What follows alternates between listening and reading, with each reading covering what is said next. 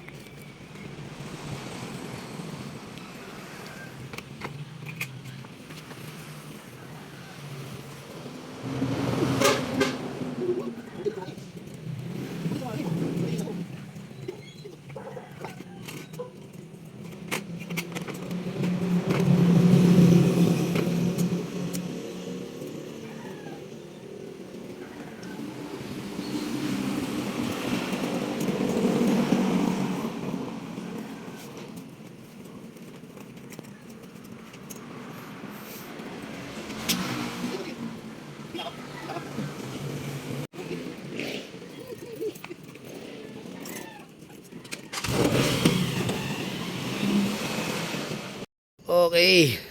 Good morning mga kaboy. Oras natin is 4 o'clock. 4 o'clock na madaling araw ng Sunday. October 15. Katatapos ko lang i-set up yung aking syempre, aking paraphernalyas at na ano natin yung taxiel natin. Ayun ang taxiel, oh. Nandun, oh. Kaso lang madilim. Hindi nyo makita. Okay, sobrang lamig ngayon mga boy. Grabe, naka-t-shirt pa naman ako, oh. T-shirt lang ako. Yan talaga yung malapit ang Pasko, no? gastusan na naman. Yung mga bata, sasabik sa Pasko dahil alam na, naghihintay sila ng mga regalo. Tayo naman, namumroblema na kung saan natin kukunin yung mga pangregalo natin sa kanila. No? Pero syempre, bagong taon na naman ang lilipas. Thanks God na sa buong taon nabuhay tayo. Na-survive natin yung buong taon. Di ba? Ilang buwan na lang matatapos na naman yung taon. Ano? Meron ba tayong na-compliment this year? Di ba?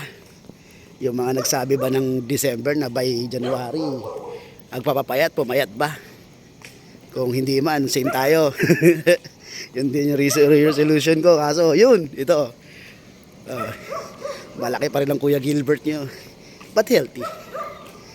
Yeah, pero siyempre, iba pa rin yung tama. Dapat yung ano lang, tama lang yung timbang doon sa tangkad mo, di ba? Doon sa mag-iipon na ako, hindi na ako masyadong magagastos. Aayusin ko na ugali ko.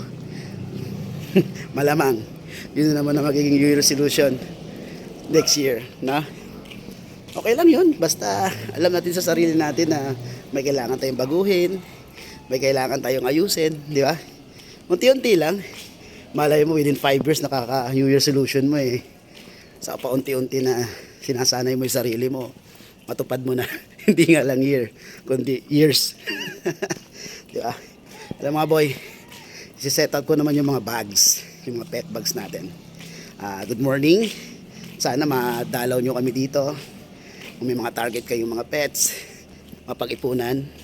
Hindi naman nabibili agad-agad yan, kundi napapag-ipunan. Siyempre, medyo may kalakihan. Kahit sabihin natin mura na lang, may kalakihan pa rin yan. Okay? Almusal na, kape-kape na. Mamaya-maya pa kami magkakape at almusal. Set up pa namin muna yung aming mga pet bag. Okay? Good morning and peace. Okay, good morning mga boy. Siyempre, yung mga pets ko muna. Okay, dito pwesto namin. Yes, Kuya Bong. Sila Ate Rose. At ito ako. Okay, ito yung mga pets na dala ko. Yan, mga babae po yan, mga yan. Yung mga side dito, mga babae po yan. Ito po yung isa nating ano. Yan, si Baby Spice. Yan po. 6,000 lang po yung mga yan. Ito pa, makulit. Ito po ang 6,000 din po mga lalaki. Dito ma'am. Ayan. Yung sila ng tubig. Pagka wala pong bawas, may pet bag tayo. Ayan po, yung mga pet bag natin. Pet transport naman po pag sa loob ng NCR, free transport na po tayo dyan. Paglabas ng NCR, usap po tayo sa pet transport. Okay? Doon pala sa ano natin, nasa 1,140 plus na tayo sa Ashken Kennel uli. Hintay tayo. Diba? Let's go tayo sa 2,000, another pet raffle na naman. Doon tayo sa YouTube channel natin, 140 plus ang alam ko. Update ko kanina. I think 147. Konti pa lang, pero syempre ganun talaga. Unti-unti natin. Dalawang pets ang ipaparapon natin sa YouTube channel natin pag nag 1,000. Okay guys, shoutout doon kay Madam Janelle ML Constantino. At siya yung nanalo sa atin sa pet raffle natin, yung kauna-una natin pet raffle. Okay, nasa Taiwan po siya. Okay mga boy, tuloy-tuloy pa rin tayo. Salamat. Peace.